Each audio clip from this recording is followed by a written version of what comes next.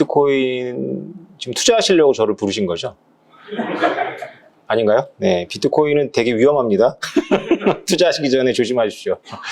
나란 일을 하시는 분들이 좀 아셨으면 좋은 내용은 비트코인의 기본적인 그 구동 원리입니다. 저는 8년 전에 비트코인을 발견하고 제가 이렇게 혼자 놀다가 진짜 소름이 돋았어요. 그러니까 제가 거의 뭐 CIA가 된 것 같아요. FBI가. 이렇게 시간 많을 때 해보면요. 재밌습니다. 이게 10년치를 다 추적할 수가 있습니다. 비트코인의 지금까지의 블록은 76만 개가 있는데 13년 된 비트코인의 모든 장부가 다 있습니다. 여러분들께서 암호화폐 사용을 외국에 가서 이상한 데 썼으면 지금은 안 걸릴 수 있는데 나중에 손자가 알게 될 수도 있습니다.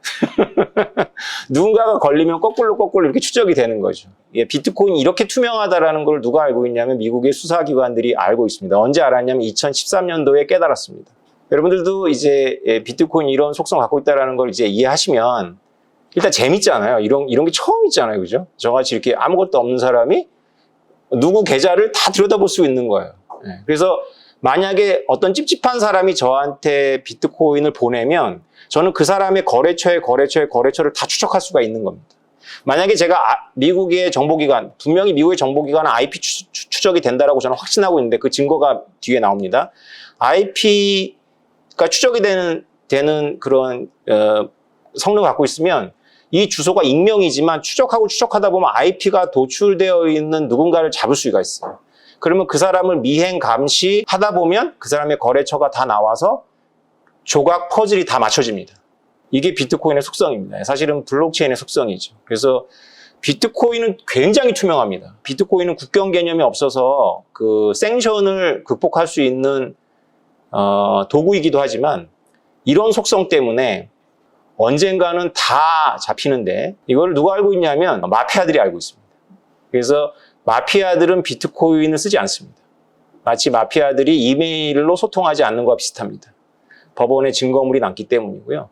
지금 제가 말씀드리는 건 여러분의 상식이 어긋날지 모르겠지만 2013년도, 14년도에 전부 논쟁이 끝난 부분입니다. 오래됐습니다.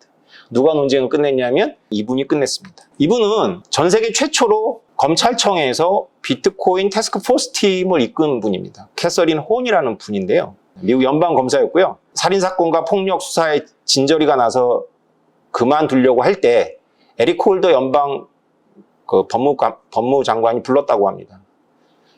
너 비트코인 기소해라 이랬대요. 그래서 비트코인이 뭔데요? 라는 말을 2013년도에 처음 들었답니다. 그리고 이분은 비트코인을 한 달 공부하고 에릭 홀더 검찰청장한테 비트코인은 기소할 수 없습니다라고 결론을 내렸답니다. 그리고 이분은 비트코인 세계에서 가장 중요한 사건인 마운트 곡스 해킹 사건, 그 다음에 실크로드 사건 같은 사건을 지휘하고 연루자들을 전부 감옥에 보내고요. 그리고 유유히 검사직을 그만두고 비트코인계로 뛰어듭니다. 그래서 스탠포드 대학에서 비트코인을 강의하고요. 그다음에 코인베이스라고 여러분들 아시겠지만 미국의 최대 거래소의 이사로 있으면서 호로이스 펀드에서 일단 대표 크립토 펀드 매니저를 하다가 올해 초에 또 대박 뉴스를 쳤는데요. 1조 8천억 원을 모았답니다. 가상화폐 펀드로 혼자 독립을 했습니다. 제가 얼마 전에 그 삼성전자에 들어가서 강의를 했었는데요. 여기에 이분보다 더 많은 미국의 규제기관 엘리트들과 네트워크가 있는 분들 손 들어보세요라고 제가 물어봤습니다. 여기서는 안 물어보겠습니다. 여긴 더 많으실 것 같아서. 아무튼 그래서 이분보다 하여튼 비트코인에 더 많이 하시는 분 없겠죠, 그죠? 이분은 전 세계 최초로 저보다 빨리 이분은 그 비트코인을 연구하신 분입니다. 저보다 1년 앞섰어요. 그러니까 이분은 미국 법조계의 네트워크도 있고 미국 정부의 네트워크도 있고 그 다음에 비트코인도 아는데 이분이 자기의 검사직을 던지고 비트코인 업계로 뛰어들었다는 것은 시사하는 바가 큽니다. 언제 뛰어들었냐면 2015년도에 뛰어들었습니다. 여러분들이 비트코인에 지금 투자하면 얼마나 늦었는지를 아셔야 됩니다. 매스미디어하고 미국의 주류 엘리트들이 비트코인이 범죄에 사용된다라고 할 때마다 이분이 농담처럼 하는 말이 있어요. 미국의 수사 관계자들은 비트코인의 특성에 대해서 빠르게 학습하고 있고 정부 내에서 비트코인 자체를 죄악시하는 분위기는 사라지고 있다. 최근 미국 규제 당국의 관심은 비트코인에서 암호화폐로 옮겨지고 있다고 했고요. 한 강연회에서 이분은 일관성 있는 규제를 만들기는 어려울 것이다. 미국이 여러 부처가 서로 이해관계가 상충하고 인터넷도 초기에 그랬다라고 합니다. 가장 중요한 거는 범죄 사용, 이분이 전문 분야가 그거니까 범죄 사용된다라고 사람들이 걱정하는 것에 대해서 가장 범죄자들이 좋아하는 화폐는 고액권 달러다 이렇게 말합니다. 네. 고액권 달러는 흔적이 남지 않잖아요. 그죠? 비트코인을 쓰면 지금 안 걸리더라도 내가 실수하지 않더라도 내가 거래한 누군가가 몇 단계 지나서 실수를 하면 거꾸로 올라오면 다 제가 노출이 돼버립니다.